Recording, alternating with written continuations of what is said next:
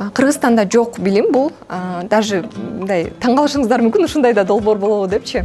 Советтер Союзундагы гүлдөрдү үлөстүрөбүз да, например, герань, каалаган бир өсүмдүгүбүздү мындай жаратабыз да, создавать этебиз. Арманыбыз өсүмдүк доктору Гүл адиси Равшан Мураталиева гүлдөр боюнча Россиядан билимин жогорулатып келген. Анын максаты өлкөгө пайдасы тийген адистердин катарын толуктоо. Учурда Кыргыз-Түрк Манас университетинде магистратурада билим алып жатат. Ал бизге бөлмө гүлдөрү тууралуу кызыктуу маалыматтарды айтып берди.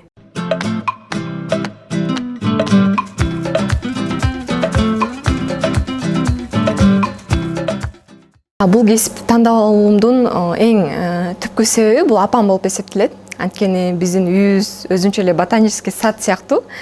Анан апам аябай гүлдөрдү көп өстүрөт. Анан мен дагы 9-классыман баштап негизи гүл өстүрүп баштагам. Анан Кыргыз-Түрк Манас университетине келип, ошол айыл чарба факультети өсүмдүктөрдү коргоо бөлүмү деген нерсени көрүп калдым. То есть факультетти көрүп калдым. Анан мен бирок аябай тандайм ушул кесипти окуйм деп ушундай бир максат менен келген эмесмин. Мен жөн эле тапшырып койгом да. Бирок тапшырып койсом эле сразу өтүп кеттим бул факультетке. Өтүп кеткенде чындыгында биздин кесип абдан оор болду.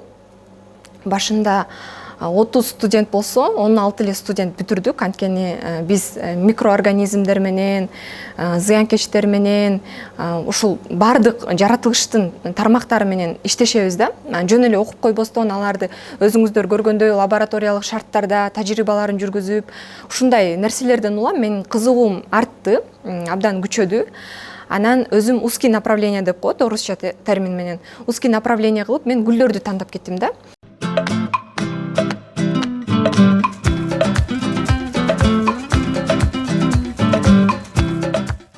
Кыргызстанда гүлдөр негизи көбүнчө Голландиядан алып келинет, анан Россиядан алып келинет.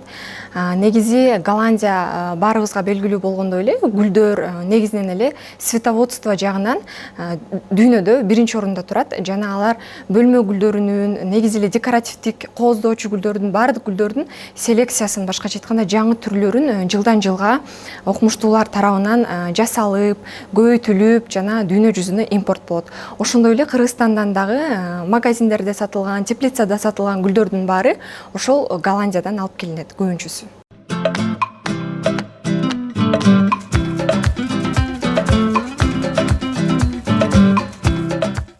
Негизи чет жакка салыштырганда бизде Кыргызстанда гүлдөрдүн түрү өтө эле аз да. Өзгөчө пайдалуу гүлдөр өтө жок койсе почтичи. Анткени биз ошо Советтер Союзундагы гүлдөрдү үлөстүрөбүз да, например, герань, бегония, жана гибискус, китайская роза, ар бир үйдөн ошондой гүлдөрдү көрсөңүздөр болот, алоэ. Ал эми жанагындай монстера, алаказия, диффенбахия, замекулькас ушул сыяктуу гүлдөр эми келип жатат. Өзгөчө шаар жергестеринде, ресторандардан балким көрүп калсаңыздар керек. Бирок негизи Кыргызстан менен башка чет мамлекетти салыштырганда бизде көбүнчө Советтер Союзундагы гүлдөр да. Мындай жаңы түрлөрү эми келип баштап атат. Ошо Голландиядан.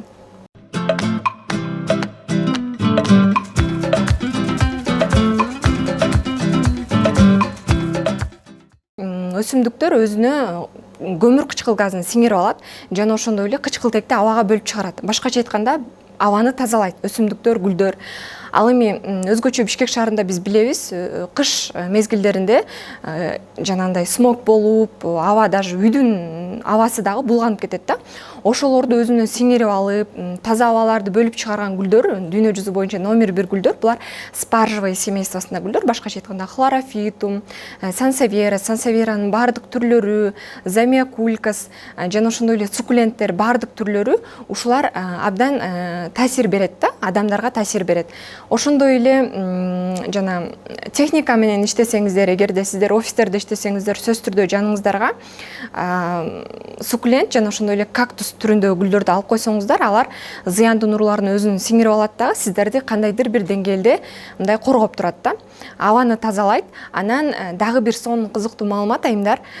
Ушул гүлдөр микробторду, абада микробторду да жок кылуучу касиетке ээ да гүлдөрдүн түрү бар да, башкача айтканда семействолору бар. Булар кайсылар десеңиздер, көбүнчөсү гераниевый семействосунда гүлдөр. Алар өзүнүн фитонцид деген химиялык заттарды бөлүп чыгарат дагы, абадагы микробторду жок кылуучу касиетке. Ошентип гүлдөр жок кылуучу касиетке ээ болуш үчүн алар здоровый болуш керек да, гүлдөр. Здоровый болуш үчүн албетте биз аларга туура кам көрүү ыкмаларын билишибиз керек.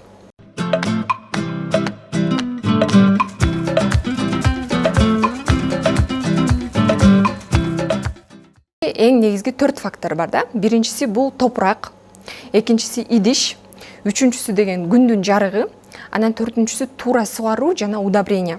Эгерде биз ушул 4 факторду убагында туура берсек, гүлдөрүбүзгө туура кам көргөн болобуз да.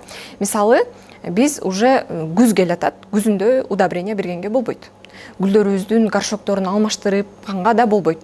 Анткени алар период покоя деген термин бар. То есть алар дагы эс алып тыныгуу мезгилине кетишет да. Анан жазын алды менен аларга удобрение берип, идиштерин алмаштырып, кыскартып, кесип, ушундай иш-чараларды жаздан баштап кылсак жакшы болот да. Ушундай.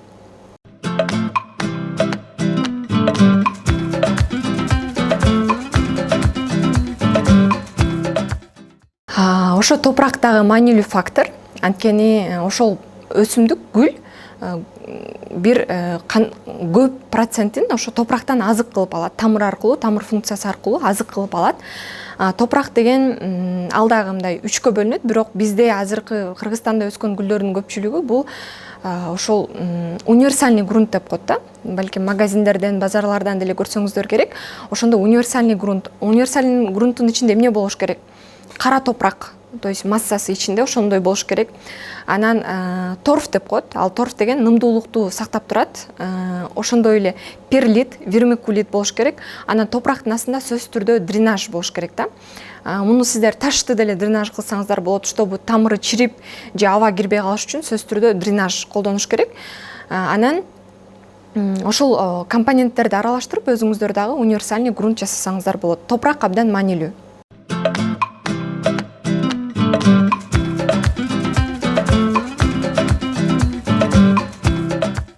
Гүл өстүргөн айымдарды мен байкашым боюнча абдан назик айымдар болот. Мындай спокойная, эч бир катуу сүйлөй албаган, эч бир мындай нерв болбогон деп коебуз го, нерв болбогон ушундай айымдар. Жогоруда айткандай, мен көп айымдар менен иштештим аябай проектлеримде, курстарымда. Ал жактан да айымдар ушунчалык назик да, даже мындай катуу үн чыгара алышпайт, акырын сүйлөшүп, ушундай назик айымдар. Ушундай назик, акырын сүйлөгөн, аябай гүл көрсө эле ала берген, акчасын гүлдөсө аябаган, ушундай айымдарды элестетем.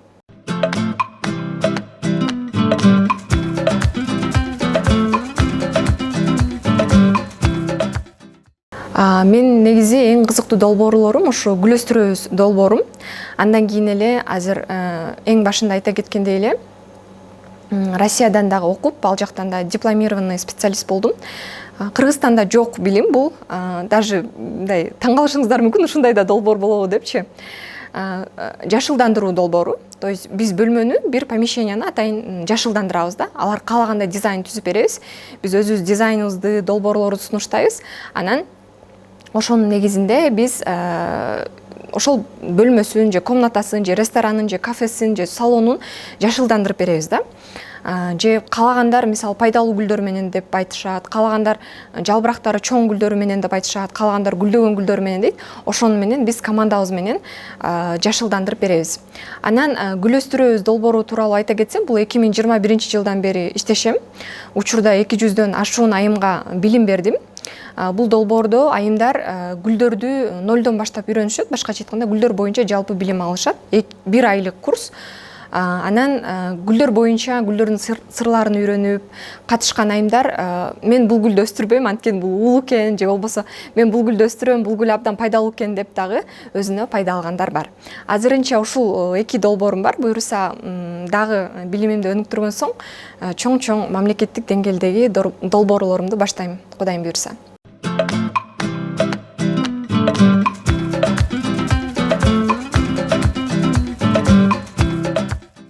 азыркы учурда өзүмдүн университеттеги профессор агайларымдын колдоосу менен мен кошумча жаңы технологияны үйрөнүп жатам.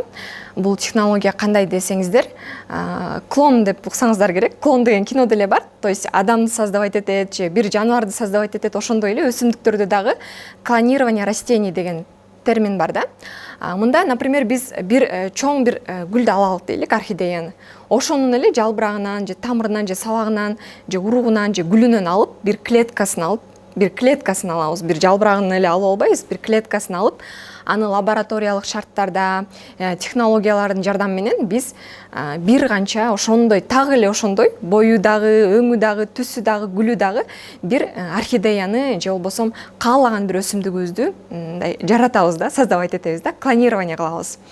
Буну бардык өсүмдүктөрдө кылсак болот. Бул эксперименттерди кааласак алмага, кааласак өрүккө, кааласак мага ушул нерсе кызык, абдан мындай максаттарымдын бири. Бизде жоголуп бара жаткан айгүл гүлү бар. Баткен облусубузда кызыл китепке кирген, дүйнө жүзүндө эч бир жерде өсө албаган. Мисалы биз ошол гүлүбүздү деле сактап калуу максатында дагы анын клонун жаратып, ошол гүлдү дагы көбөйтсөк болот. Кыргыз мамлекетибиздин кандайдыр бир символу катары дагы ошол гүлдү массовый деңгээлде өстүрсөк болот да. Ал үчүн мен дагы билим алышым керек, буюрса тажрыйбалардан өтүшүм керек.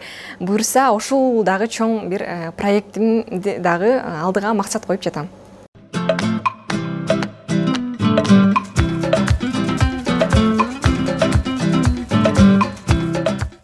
Көпчүлүк менин тааныштарым, туугандарым айтып калышат, сен бардыгын эле жетише бересиң, кантип эле энергияны каяктан аласың депчи.